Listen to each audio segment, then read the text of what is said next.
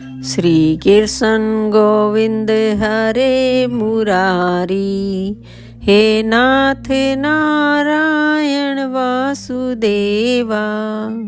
श्रीमद् भागवत को नमस्कार, व्यासदेव जी को नमस्कार, मैत्रेय जी को नमस्कार, शौनक जी को नमस्कार, विदुर जी को नमस्कार करके आज के अध्याय का आरंभ करते हैं। श्री मैत्रेय जी कहते हैं, विदुर जी, इस प्रकार उन ससुर और दामाद को आपस में वैर विरोध रखते हुए बहुत अधिक समय निकल गया। इसी समय ब्रह्मा जी ने दक्ष को समस्त प्रजापतियों का अधिपति बना दिया। इससे उसका गर्व और भी बढ़ गया। उसने भगवान शंकर आदि ब्रह्मनिष्ठों को यज्ञ भाग न देकर उनका तिरस्कार करते हुए पहले तो वाजपेय यज्ञ किया और फिर बृहस्पति सव नाम का महायज्ञ आरंभ किया। उस यज्ञोत्सव में सभी ब्रह्म ऋषि, देव ऋषि, पितर, देवता आदि अपनी अपनी पत्नियों के साथ पधारे। उन सब ने मिलकर वहां मांगलिक कार्य संपन्न किए और दक्ष के द्वारा उन सब का स्वागत सत्कार किया गया। उस समय आकाश मार्ग से जाते हुए देवता आपस में उस यज्ञ की चर्चा करते जाते थे। उनके मुख से दक्ष कुमारी सती ने अपने पिता के घर होने वाले यज्ञ की बात सुन ली। उन्होंने देखा कि हमारे निवास स्थान कैलाश के पास से होकर सब ओर से चंचल नेत्रों वाली गंधर्व और यक्षों की स्त्रियां चमकीले कुंडल और हार पहने खूब सज धज कर अपने अपने पतियों के साथ विमानों पर बैठी उस यज्ञोत्सव में जा रही हैं। इससे उन्हें भी बड़ी उत्सुकता हुई और उन्होंने अपने पति भगवान भूतनाथ से कहा। सती ने कहा, वामदेव, सुना है इस समय आपके ससुर दक्ष प्रजापति के यहाँ बड़ा भारी यज्ञ उत्सव हो रहा है।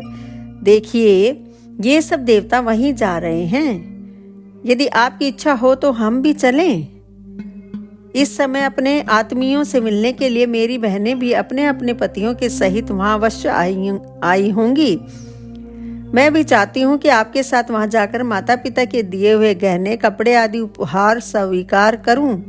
वहां अपने पतियों से सम्मानित बहनों, मौसियों और स्नेह हृदय जननी को देखने के लिए मेरा मन बहुत दिनों से उत्सुक है। कल्याण में इसके सिवा वहां महर्षियों का रचा हुआ श्रेष्ठ यज्ञ भी देखने को मिलेगा। ऐ जन्मा प्रभो, आप जगत की उत्पत्ति के हेतु हैं। आपकी माया से रचा हुआ यह परम आश्चर्यमय त्रिगुणात्मक जगत आप ही में भास रहा है। किंतु मैं तो स्त्री स्वभाव होने के कारण आपके तत्व से अनभिज्ञ और बहुत दीन हूँ। इसलिए इस समय अपनी जन्मभूमि देखने को बहुत उत्सुक हो रही हूँ।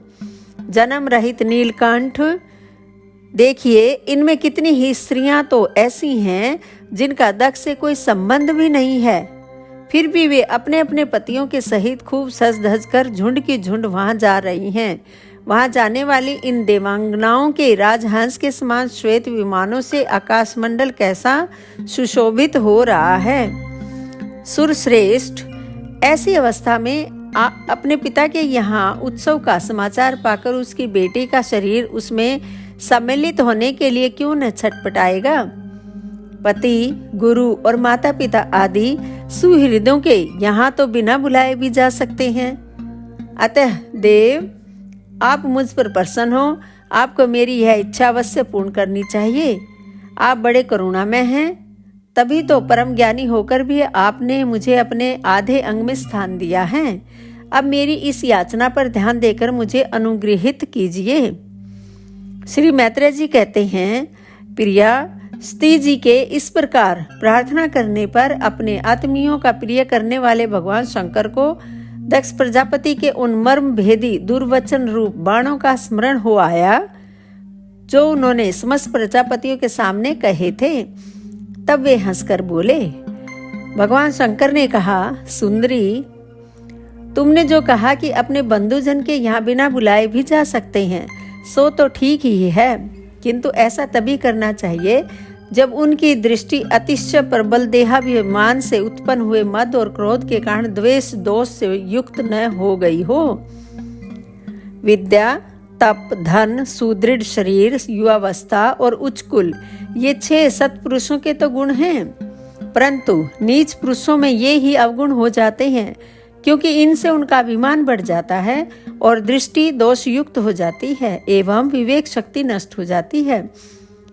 इसी कारण वे महापुरुषों का प्रभाव नहीं देख पाते।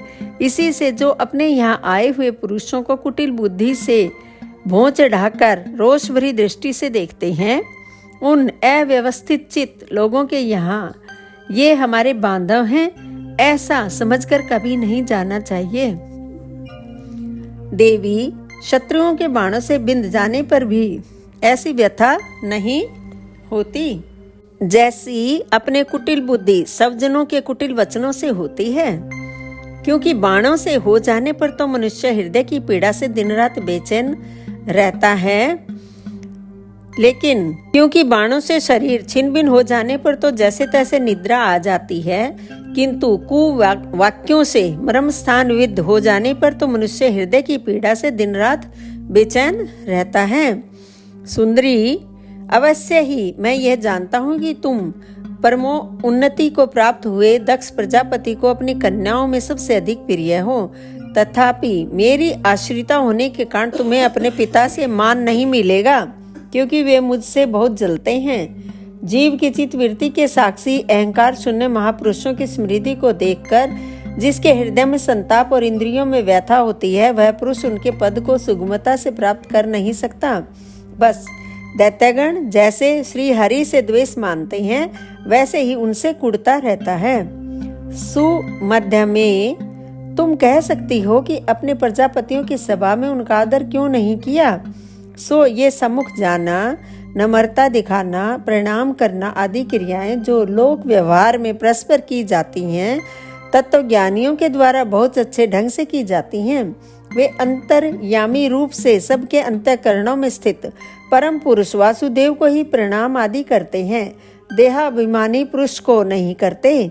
विशुद्ध अंतःकरण का नाम ही वसुदेव है, क्योंकि उसी में भगवान वासुदेव का अप्रोक्ष अनुभव होता है। उस शुद्ध चित्त में स्थित इंद्रियातीत भगवान वासुदेव को ही मैं नमस्कार किया करता हूँ। इसलिए प्रिय, जिसने प्रजापतियों के यज्ञ में मेरे द्वारा कोई अपराध न होने पर भी मेरा कटु वाक्यों से तिरस्कार किया था, वह दक्ष यद्यपि तुम्हारे शरीर को उत्पन्न करने वाले पिता हैं, तो भी मेरा शत्रु होने के कारण तुम्हें उसे अथवा उसके अनुयायियों को देखने का विचार भी नहीं करना चाहिए। यदि तुम मेरी बात न मानकर वहां जाओगी तो तुम्हारे लिए अच्छा न होगा, क्योंकि जब किसी प्रतिष्ठित व्यक्ति का अपने आत्मीय जनों के द्वारा अपमान होता है, तब वह तत्काल उनकी मृत्यु का कारण हो जाता है। दोस्तों, ये अध्याय यहाँ पर समाप्त होता है। आप मेरे वीडियो रोजाना देख रहे हैं, लाइक कर रहे हैं और शेयर भी कर रहे हैं, उसके लिए आपका धन्यवाद।